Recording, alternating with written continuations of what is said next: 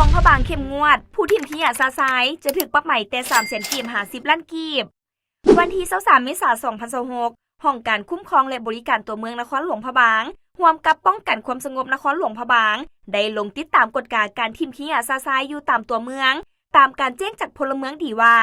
พบเห็นรถกระบะลักขนขี้ยามาทิ่มอยู่บ้านลัก8นครหลวงพระบางแขวงหลวงพระบางผ่านการเก็บกำข้อมูลของเจ้าหน้าที่เห็นว่าผู้กระทำผิดได้ไปทิ่มขี้ยาแท้ดังนั้นห้องการคุ้มครองและบริการตัวเมืองจึงได้สมทบกับห้องการกสิกรรมและสิ่งแวดล้อมเชิญเอาผู้เกี่ยวมาศึกษาอบรมและปรับใหม่ตามข้อตกลงเลขที่723/จคลบข้อตกลงเลขที่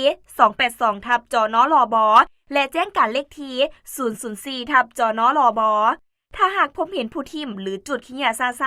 แม้นให้ถ่ายรูปและสามารถแจ้งหาห้องการคุ้มครองและบริการตัวเมืองได้ที่เบอร์โทรศัพท์071-252-156 071-252-156 ล่าสุดวันที่28 เมษายน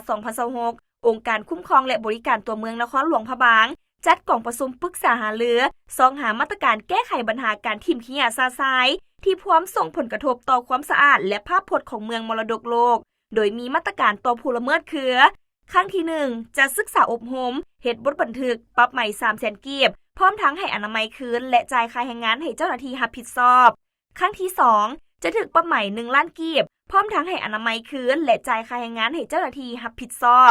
ครั้งที่3จะถึกปรับใหม่แบบทวีคูณเป็น5หรือ10เท่าของครั้งที่2พร้อมทั้งให้อนามัยคืนจ่ายแทนค่าสิ้นเปลืองต่างๆในการปฏิบัติงานของผู้ลงกวดกาพบเห็นจ่ายค่าแรงงานให้เจ้าหน้าที่รับผิดชอบแจ้งการกระทำผิดของผู้ละเมิดต่อกงสุลหรือกรมคุ้มครองผู้เกี่ยวและมอบให้เจ้าหน้าที่ดำเนินตามระเบียบกฎหมายถ้าการกระทำผิดของบุคคลนักท่องเที่ยวที่ขึ้นกับการคุ้มครองของบริษัทนำเที่ยวรถตู้นำเที่ยวเรือนำเที่ยวผู้ประกอบการด้านท่องเที่ยวและพนักงานนำเที่ยวหรือว่าไกด์นำเที่ยวผู้รับผิดชอบนักท่องเที่ยวจะถูกปฏิบัติตามระเบียบการและกฎหมายที่วางออกอย่างเข้มงวด